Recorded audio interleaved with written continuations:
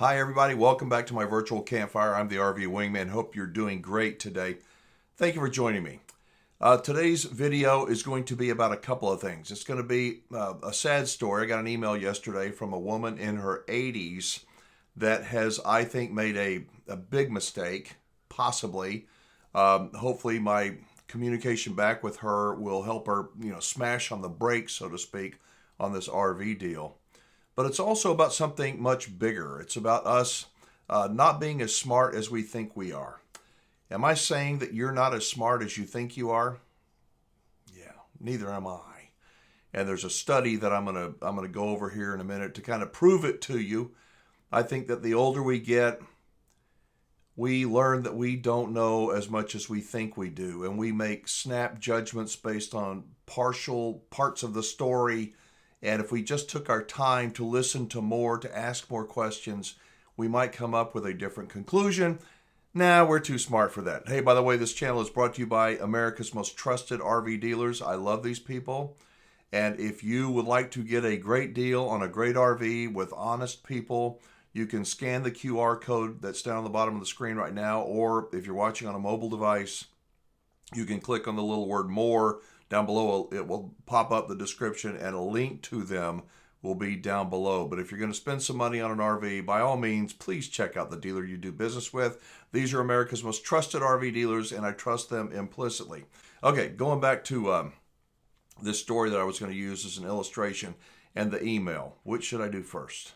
Should I read this story? Let me set the stage first. There was a study done out of Ohio State University. I'm going to go ahead and pull it up. I read all kinds of things now that I'm sort of semi-retired. It talks about know-it-alls. Know-it-alls typically know less than they think. And I have a lot of people, I know, I didn't get to be 70 years old by being stupid. And I'm thinking, I wouldn't be so sure of that. Kind of like me, I wouldn't be so sure that I wasn't stupid a lot of times in my life. But I have to be open enough and humble enough to go, ooh, maybe I'm not right. This is the kind of story that only if you spend time with me, only if you watch this video and have a little bit of the deeper thought than just, I don't need to listen to that. And you don't. You can function, I guess, okay, going through life. But this channel is based on honesty and humility and lots of experience, good and bad, that I share with you and you share with me in the comments. So drop a comment below. Ohio State University, a study says, a fascinating new study published in blah, blah, blah, suggests that these snap judgments stem from what researchers call the illusion of information adequacy. Our tendency to believe that we have enough information to make sound decisions, even when we're missing crucial details. Have you found yourself doing that before? If you haven't, think, come on. I think we all hear a story. We go, you got to be kidding me. And you just kind of, you just join the flock, whichever way they're going.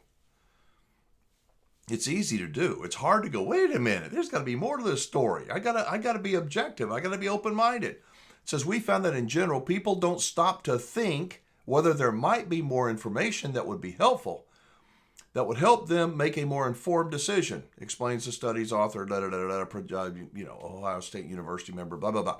If you give people a few pieces of information that seems to line up, most people will say, well, that sounds about right, and they'll go with that. It says, in today's polarized world where debates rage over everything from vaccines to climate change, understanding why people maintain opposing viewpoints despite access to the same information has never been more critical. Think about that. Our country is still so divided, it's not even funny. Those that hated Trump before the election, they still hate him now. It doesn't matter what he does, they're going to hate him because we are polarized. People, the media, I believe, is pulling our strings. They want us to be polarized. They want us to fight with each other. They don't want us to come up with a logical middle ground. That's what this virtual campfire is about. It's trying to be honest on both sides, from the RVer side and from the RV industry, the manufacturer's side. It says researchers conducted an experiment with 1,261 participants recruited through an online platform. The study centered around, get this, a hypothetical scenario about a school facing a critical decision, whether to merge with another school due to a drying aquifer that's threatening their water supply. This is all fake. They divided the participants into 3 groups. One group received complete information, including arguments both for and against the merger. The other 2 groups received only partial information, either pro-merger or pro-separation arguments. The remarkable finding, what do you think happened? Those who received partial information felt just as competent to make decisions as those who had the full picture. Those with only half the information, those on either side, were actually more confident in their decision to merge or remain separate with those who had the complete story. They were quite sure their decision was the right one, even though they didn't have all the information. How many times have you rushed into something? You didn't even feel like you were rushing into it. You just had to do it. I mean, why not? I've got enough information to buy that thing and make that decision, and it was just not the right decision to do. Well, that's what happened to one of my viewers here, and it just breaks my heart. I get emails like this all the time, and this one came in yesterday, and I'm going to read it to you, read my response. But what I talk about is logic, I think, and reasonable things. It's not always harping on the negative. There's a lot of positives about people and about the RV industry. There are. It's not one or the other. It's kind of both. And so this lady says, I need some advice on an ongoing purchase that I just started yesterday. I have started to purchase a 2019 Winnebago Travato on a Ram chassis. The Carfax pages look good to me, but I'm suspicious as to why Gerzini RV, I think they're in Florida, I think that's a chain down there, won't let me hire an independent inspector. How many times have I talked about independent inspectors? Get one. It's peace of mind. I am a first-time camper buyer and in my 80s, and I cannot risk reliability as I'll be traveling. I clearly said that I wanted an independent inspection to the salesman and the manager, but they convinced me that there were other buyers who I'd be delaying until I had my own inspector. The dealership will inspect. You bet they will, and I'm sure they will. I stupidly signed everything just last night. The $5,999 deposit is non-refundable. In the meantime, they are in no hurry for me to take delivery this week or next. I don't want to lose the deposit, but I'm thinking that I might be smarter to walk away now. Think about that. Think about that study I was talking about, a know-it-all. We all know it all. We're not stupid. I'm not sure if the word is stupid, but we are not very well informed about many of the big decisions I think that we make in our lives. She says, I don't want to lose the deposit, but I'm thinking I might be smarter to walk away now. Any advice is appreciated. I just sent an inquiry letter to NRVIA to see if anybody in the Sarasota area could help me get an inspector on the vehicle. Thank you. You have terrific videos. Ma'am, if you're watching, I wrote to you, and I'm going to read to you what I wrote to her. Take your time, tap the brakes, slow down. If a dealer says, no, you can't have an independent third-party inspector come in here because we're good enough, I would not buy it. I don't care who the dealer was. I promise you. You're going to pay for the independent outside inspection? Get a refundable deposit. Hey, look, I'll give you $10,000 deposit based upon the results of an independent inspector. If the inspector says, no, that this is bad and that bad and the slide out's not cut out right to go in and out, no wonder it has a problem, you can walk. If the dealer wants to box you in and says, hey, there's other people willing to buy it, let them buy it. Is that ugly? I'm trying to be helpful as I can. I know I'm passionate. I just hate seeing this. I said, dear so-and-so, thanks for reaching out. Appreciate your kind words about my videos. Imagine how frustrating and concerning the situation must feel, especially as a first-time RV buyer. Your instincts to request an independent inspection were absolutely right. Raises a big red flag that the dealership is refusing to allow one. I'd love to hear more about your experience with Gerzini RV and invite you to share your story. I'm hopeful that this woman will come on and do a video with me. She feels stupid. She was just uninformed. How many of us have gone into a major purchase like an RV or something similar, timeshare maybe, all emotional and high and, it's got to work. This makes so much sense. How much is it per month? Sold! Instead of looking at the big picture. I said, as far as your immediate concern, I understand your hesitation about walking away and losing your deposit. But in my experience, it's better to lose the deposit now than to be stuck with an RV that could cost you many more thousands in hidden problems down the road. If they're unwilling to allow an independent inspection, it makes me wonder, what are they hiding? The fact that they're in no rush for you to take delivery while still keeping your money locked in tells me that they may not be acting in good faith. Anyway, I talked to her about NRVIA. I'm not connected with NRVIA. I understand, I think, their goal, their objective in helping people with an independent inspector make a smart decision, an informed decision on the RV they're going to buy. But for crying out loud, somebody is in their 80s, buying their first RV. What is this dealership doing? Why would they not allow an outside inspection? Why? And why did the light bulb not come on with this woman when they were putting the pressure on her? I think we can all relate, and I'm not criticizing her.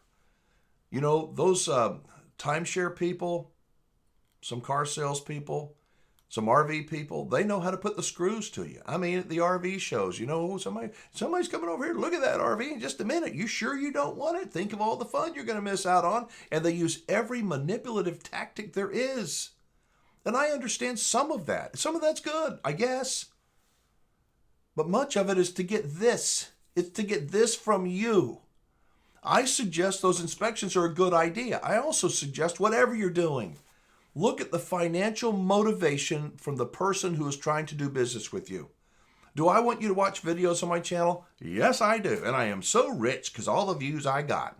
No, I'm not. It's not about the money. It's not. If you knew how little money I make a couple of bucks an hour doing these videos. I'm not trying to make money here. I promise I would do it for nothing. I'm trying to help people avoid making many $5,999 mistakes.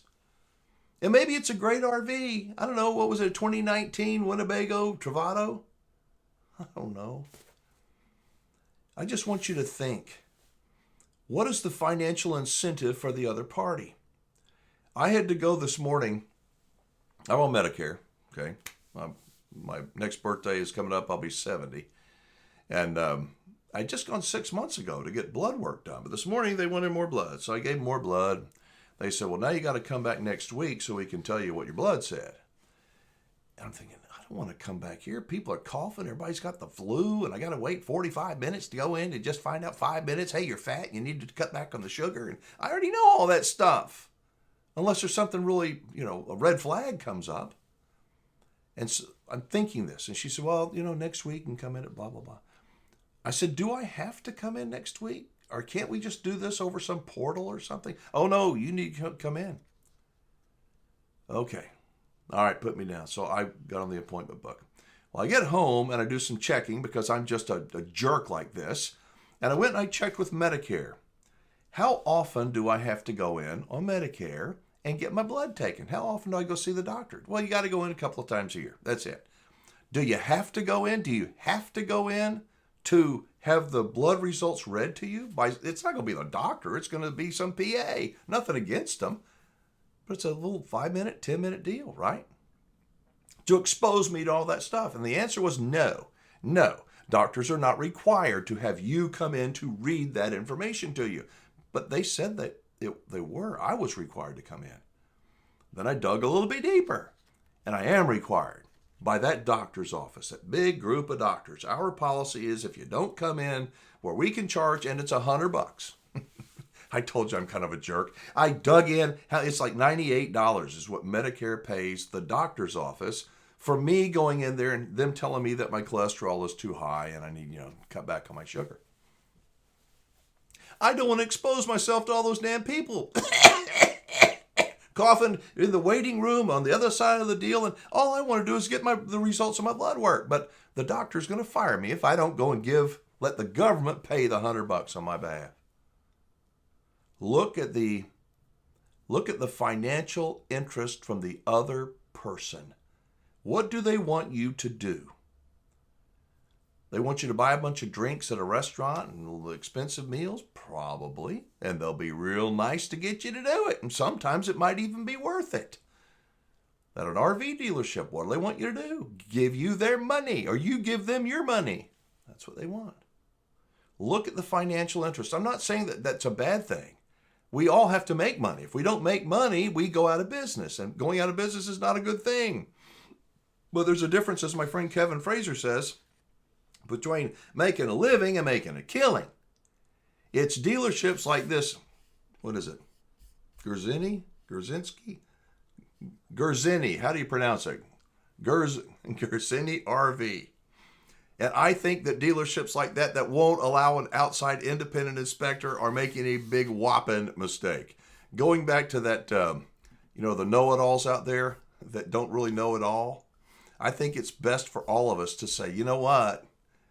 We just have gone through life just hopefully making more good decisions than bad, but we make our share, all of us, of decisions that we can regret. And we could slow down on making those. If we would slow down on making those decisions, we might avoid making some of the bad decisions, like this woman with her $5,999 non-refundable deposit. Does any of today's video make sense? About pausing, taking a break, examining, what's that other side? Why are they trying to talk me into this? What's in it for them?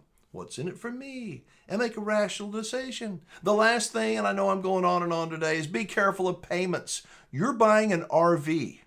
You're not buying monthly payments. I know too many dealers out there, and the great big one with the American flag, it's only X amount of dollars per month. That's only so much per day. That may be right, but it's forever on an asset that probably won't live. It won't be roadworthy half the time that they lock you down for the loan. Don't buy the payments. Look at the big picture. Take your time. If someone else comes in behind you and buys that RV, I promise you there will be another one. There will. You have to be patient. Find people you trust. I have found RV dealers that I trust. I hope that you'll give them the opportunity to earn your business. If you don't, that's okay. Whoever you do business with, be responsible for your decisions. And to this woman, if you're watching today's video, I would love to hear how things turn out at Gerzini RV. Did you get an inspection? Are you going to get an inspection? Gerzini RV, do you want to come on, talk to me about what your policy is? Why wouldn't you allow an outside third-party independent inspector to come on your property? Why? What are you trying to hide? Well, it's just our policy. Why? Why is that your policy? Slow down. Act responsibly. Be a good wingman or be a good wingman or a good wing woman for everybody that you possibly can. Thank you for joining me today. I'm Alan Warren, the RV Wingman. Be safe, have fun, play nice, and don't leave your good manners at home. I'll see you next time.